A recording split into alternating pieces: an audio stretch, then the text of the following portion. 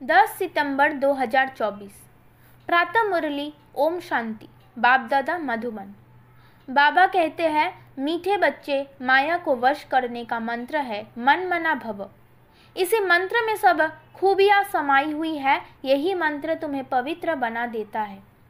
प्रश्न, आत्मा की सेफ्टी का नंबर 1 साधन कौन सा है और कैसे?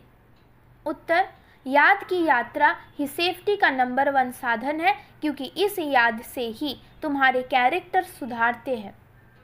तुम माया पर जीत पा लेते हो।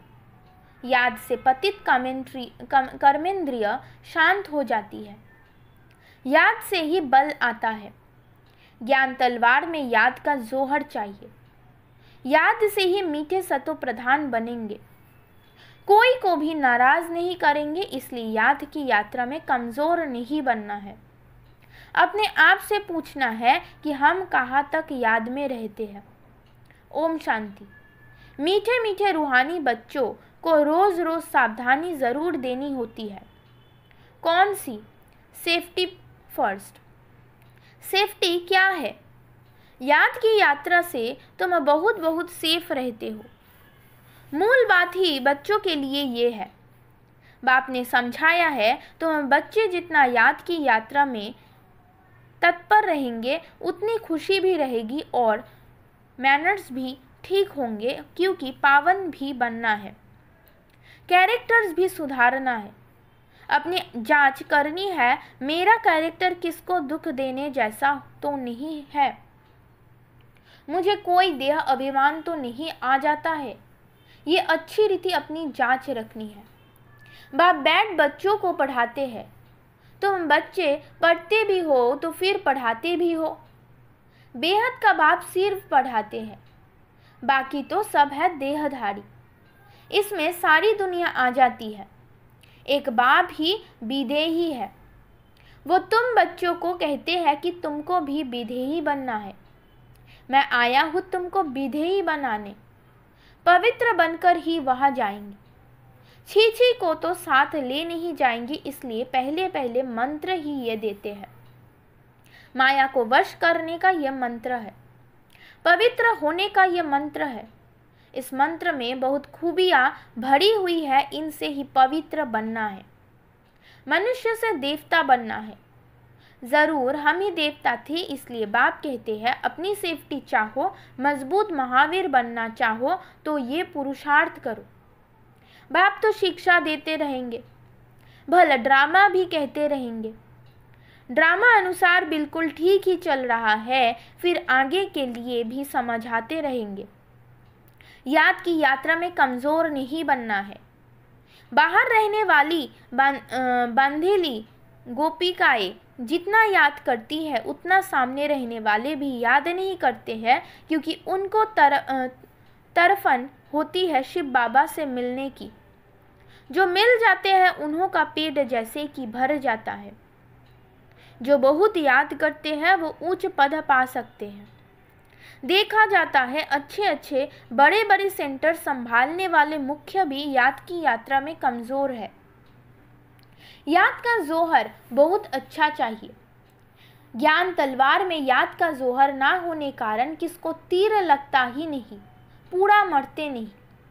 बच्चे कोशिश करते हैं ज्ञान का वान लगाकर बाप का बनाए व मरजीवा बनाए, परंतु मरते नहीं तो जरूर ज्ञान तलवार में गड़बड़ है।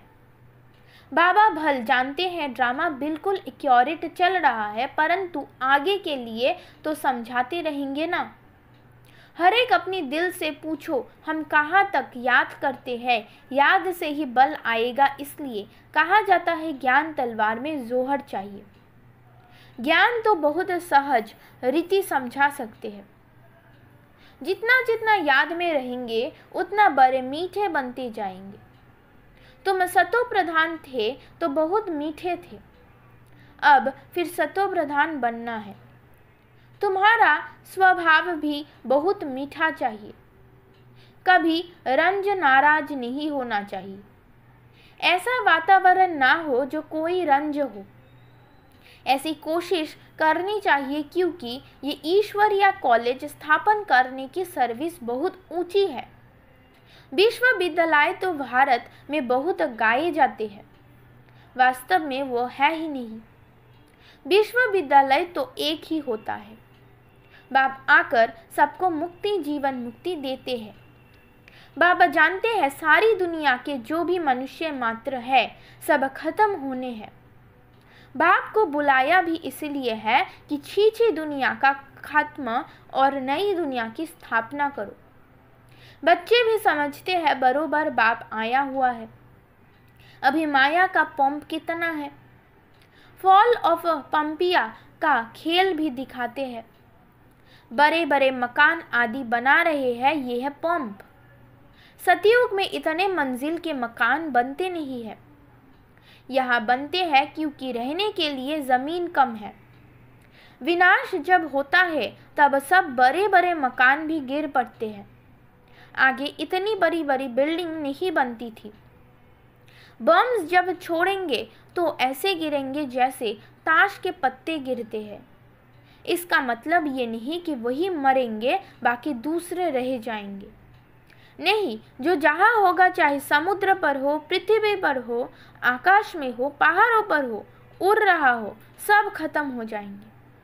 ये पुरानी दुनिया है ना, जो भी 84 लाख यूनियों है, ये सब खत्म हो जानी है। वहाँ नई दुनिया में ये कुछ भी होगा नहीं।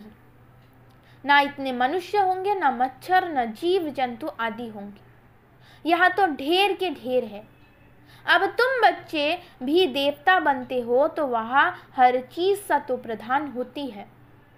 यहाँ भी बड़े आदमी के घर में जाएंगे तो बड़ी सफाई आदि रहती है। तुम तो सबसे जास्ती बड़े देवता बनते हो। बड़े आदमी भी नहीं कहेंगे। तुम बहुत उच्च देवताएं बनते हो, ये कोई नई बात नहीं है। 5000 वर्ष पहले भी तुम ये बने थे नंबरवार। ये इतना किचरा आदि वहाँ कुछ भी नहीं होगा। बच्चों को बड़ी खुशी होती है, हम बहुत उच्च देवता बनते हैं। एक ही बाप हमको पढ़ाने वाला है जो हमको बहुत ऊंच बनाते हैं। पढ़ाई में हमेशा नंबरवार पोजीशन वाले होते हैं। कोई कम पढ़ते हैं, कोई जास्ती पढ़ते हैं। अब बच्चे पुरुषार्थ कर रहे हैं, बड़े बड़े सेंटर्स खोल रहे हैं, इसलिए कि बड़ों बड़ों को मालूम पड़े। भारत का प्राचीन राजयोग भी गाया हुआ है। खास विलायत वालों को जास्ती उत्सुकता होती है राजयोग सीखने की। भारतवासी तो तमो प्रधान बुद्धि है। वो फिर भी तमो बुद्धि है, इसलिए उन्हों को शौक रहता है भारत का प्राचीन राजयोग सीखने का। भारत का प्राचीन राजयोग नामी ग्रामी है, जिससे ही भारत स्वर्ग बना था। बहुत थोड़े आते हैं जो पूरी रीति समझते हैं। स्वर्ग हेवन पास हो गया सो फिर होगा जरूर। हेवन अथवा पैराडाइज है सबसे वंडर ऑफ वर्ल्ड। स्वर्ग का कितना नाम वाला है। स्वर्ग और नरक, शिवालय और वैशालय। बच्चों को अब नंबरवार याद है कि हमको अब शिवालय में जाना है। वहां जाने के लिए शिव बाबा को याद करना है। वही पंडा है सबको ले जाने वाला। भक्ति को कहा जाता है रात, ज्ञान को कहा जाता है दिन। ये बेहद की बात है। नई चीज और पुरानी चीज में बहुत फर्क होता है। अब बच्चों की दिल होती है इतनी ऊंच से ऊंच पढ़ाई, ऊंचे से ऊंच मकान में हम पढ़ाए तो बड़े बड़े लोग आएंगे। एक एक को बैठ समझाना पड़ता है। वास्तव में पढ़ाई व शिक्षा के लिए एकांत में स्थान होते हैं। ब्रह्म ज्ञानियों के भी आश्रम शहर से दूर दूर होते हैं और नीचे ही रहते हैं। इतने ऊपर के मंजिल पर नहीं रहते हैं। अभी तो तमो प्रधान होने से शहर में अंदर घुस पड़े हैं। वो ताकत खत्म हो गई है। इस समय सबकी बैटरी खाली है। अब बैटरी को कैसे भरना है, ये बाप के सिवाय कोई भी बैटरी चार्ज कर ना सके। बच्चों को बैटरी चार्ज करने से ही ताकत आती है। उसके लिए मुख्य है याद। उसमें ही माया के विघ्न पड़ते हैं। कोई तो सर्जन के आगे सच बतलाते हैं, कोई छिपा लेते हैं। अंदर में जो खामियां है वो तो बाप को बतलानी पड़े। इस जन्म में जो पाप किए हैं वो अविनाशी सर्जन के आगे वर्णन करना चाहिए, नहीं तो वह दिल अंदर खाता रहेगा, सुनाने के बाद फिर खाएगा नहीं। अंदर रख लेना ये भी नुकसान कारक है। जो सच्चे सच्चे बच्चे बनते हैं वो सब बाप को बतला देते हैं, इस जन्म में ये पाप किए हैं। दिन प्रतिदिन बाप जोड़ देते रहते हैं, ये तुम्हारा अंतिम जन्म है। तमो प्रधान से पाप तो जरूर होते होंगे ना। बाप कहते हैं मैं बहुत जन्मों के अंत में जो नंबर 1 पतित बना है उनमें ही प्रवेश करता हूँ, क्योंकि उनको ही फिर नंबर 1 में जाना है। बहुत मेहनत करनी पड़ती है। इस जन्म में पाप हुए तो है ना। कईयों को पता ही नहीं पड़ता है कि हम ये क्या कर रहे हैं। सच नहीं बतलाते हैं, कोई सच बतला देते हैं।